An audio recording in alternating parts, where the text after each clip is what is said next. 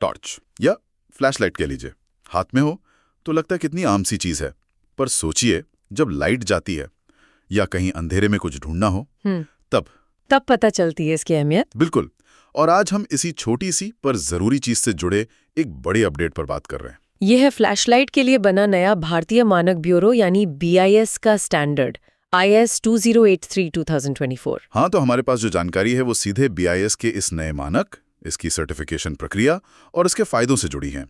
तो आज हम यही समझने की कोशिश करेंगे कि भाई एक अच्छी, भरोसेमंद और सेफ टॉर्च होती क्या है, कम से कम भारतीय मानकों के हिसाब से। क्या कुछ बदल रहा है, चलिए इसी पर बात करते हैं। तो सबसे पहले ये नया स्टैंडर्ड IS 2083-2024 आखिर है क्या, और टॉर्च जैसी चीज के लिए अलग से मानक क्यों? देखिए, ये जो नया स्टैंडर्ड है IS 2083-2024, ये टॉर्च की क्वालिटी से जुड़ी हर चीज के लिए न्यूनतम जरूरतें बताता है। अच्छा। मतलब उसकी बनावट कैसी हो, कितनी सुरक्षित हो, परफॉर्मेंस जैसे रोशनी कितनी तेज है, कितनी दूर तक जाती है, बैटरी कितनी टिकती है, और हाँ, वो कितनी मजबूत है, गिरे तो टूटे ना। अच्छा।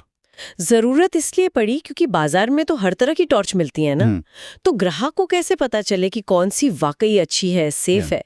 ये मानक एक तरह से भरोसे का निशान है। भरोसे की बात ठीक है, पर मैंने सुना है ये अभी स्वैच्छिक है, मतलब कंपलसरी नहीं है। ISI मार्क स्कीम A के तहत है शायद। हाँ, ये बात सही है। फिलहाल ये वॉलंटरी है। तो फिर इसका असर क्या, मतलब अगर मानना जरूरी नहीं है तो? देखिए, वॉलंटरी होने के बावजूद ये क्वालिटी का एक बेंचमार्क तो सेट करता ही है। जो बनाने वाले ISI मार्क लेते हैं वो दिखाते हैं कि भाई हम क्वालिटी को लेकर सीरियस हैं। और एक बात और ध्यान रखने वाली है कि सरकार अक्सर ऐसे मानकों को बाद में क्वालिटी कंट्रोल ऑर्डर, जिसे QCO कहते हैं, उसके जरिए अनिवार्य भी कर देती है। अच्छा। हाँ, खासकर जब सेफ्टी और क्वालिटी बहुत जरूरी हो जाती है, तो ये एक तरह से भविष्य की तैयारी भी है। समझ गया, ये एक तरह का सिग्नल है। अच्छा, तो ये मानक चेक क्या क्या करता है? क्या सिर्फ ये कि लाइट कितनी तेज जल रही है? नहीं, सिर्फ उतना नहीं, इसका दायरा काफी बड़ा है।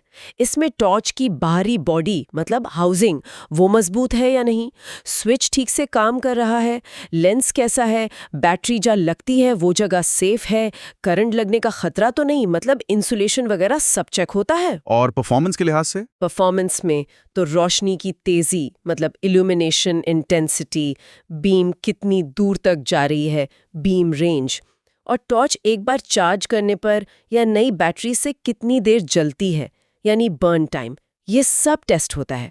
अरे वाह! और इतना ही नहीं, ये भी देखा जाता है कि टॉर्च गिरने पर क्या होता है, ड्रॉप टेस्ट, और अलग-अलग मौसम में, जैसे ज्यादा नमी या तापमान में, वो ठीक से काम करती है या नहीं, एनवायरमेंटल टेस्ट। गिरने वाला टेस्ट और मौसम का असर, ये तो काफी डिटेल में जाते हैं।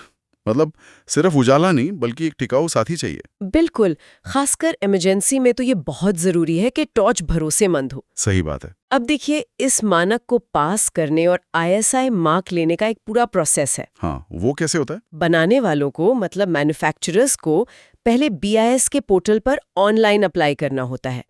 फिर अपने प्रोडक्ट को BIS से मान्यता प्राप्त लैब में टेस्ट करवाना पड़ता है। ठीक है, और उसके बाद? क्या लैब टेस्ट ही काफी है? नहीं, लैब टेस्ट तो एक हिस्सा है। उसके साथ साथ BIS के अफसर फैक्ट्री जाकर ऑडिट भी करते हैं। Factory audit? वो क्यों? वो ये देखते हैं कि फैक्ट्री में टॉर्च बनाने का सिस्टम सही है, क्वालिटी कंट्रोल का इंतजाम है, क्या वो लगातार स्टैंडर्ड के हिसाब से टॉर्च बना सकते हैं। जब सब कुछ ठीक लगता है तभी लाइसेंस मिलता है और प्रोडक्ट पर ISI मार्क लगाने की इजाजत मिलती है। अच्छा, इसमें वक्त कितना लगता होगा अंदाजन?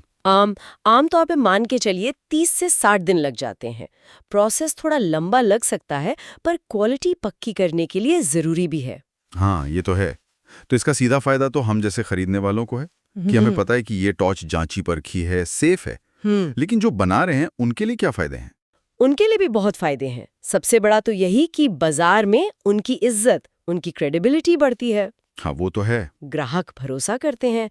फिर सरकारी खरीद होती है, टेंडर्स निकलते हैं, उनमें अक्सर ISI मार्क वाली चीजें ही मांगी जाती हैं। अच्छा, सरकारी टेंडर में भी? हाँ जी, और अगर वो अपनी टॉर्च बाहर बेचना चाहें, एक्सपोर्ट करना चाहें, तो ये सर्टिफिकेशन उसमें भी मदद करता है। एक तरह से क्वालिटी का पासपोर्ट बन जाता है ये। ये तो हुई अपने देश के मैन्युफैक्चरर्स की बात। मान लीजिए कोई विदेशी कंपनी भारत में टॉर्च बेचना चाहे, उनके लिए क्या नियम है? हाँ, उनके लिए भी BIS की एक अलग स्कीम है। इसे कहते हैं फॉरेन मैन्युफैक्चरर्स सर्टिफिकेशन स्कीम, यानी FMCS। प्रोसेस लगभग वैसा ही है। उन्हें भी अपनी टॉर्च का टेस्ट भारत में मान्यता प्राप्त लैब से करवाना होता है और उनकी फैक्ट्री का इंस्पेक्शन भी होता है। मतलब नियम सबके लिए बराबर? बिल्कुल। मकसद यही है कि भारत में जो भी टॉर्च बिके, चाहे वो कहीं भी बनी हो, वो सेफ्टी और क्वालिटी के हमारे मानकों पर खरी उतरे। इससे लेवल प्लेइंग फील्ड भी बनता है और ग्राहकों का हित भी सुरक्षित रहता है। सही है। तो कुल मिलाकर देखें तो ये जो नया स्टैंडर्ड है IS 2083-2024, ये सिर्फ एक कागज का टुकड़ा नहीं है। ये भारत में टॉर्च की क्वालिटी, सेफ्टी और परफॉर्मेंस को बेहतर बनाने की एक ठोस कोशिश है। ISI मार्क उसका एक विजिबल प्रूफ है और फायदे सबके लिए हैं, इस्तेमाल करने वालों के लिए भी, बनाने वालों के लिए भी। बिल्कुल सही कहा। और ये हमें एक सोचने का मुद्दा भी देता है ना? हम रोजमर्रा की कितनी चीजें इस्तेमाल करते हैं, कभी सोचते हैं कि उनके लिए भी कोई स्टैंडर्ड होगा, कोई सर्टिफिकेशन होगा? शायद कम ही ध्यान जाता है। हाँ, ये बात तो है। पर अब जैसे हमने इस टॉर्च के मानक के बारे में इतनी बात की, तो क्या अगली बार टॉर्च खरीदते समय हमारा नजरिया थोड़ा बदलेगा? क्या हम वो ISI मार्क ढूंढेंगे? ये एक सवाल है जो सोचने लायक है।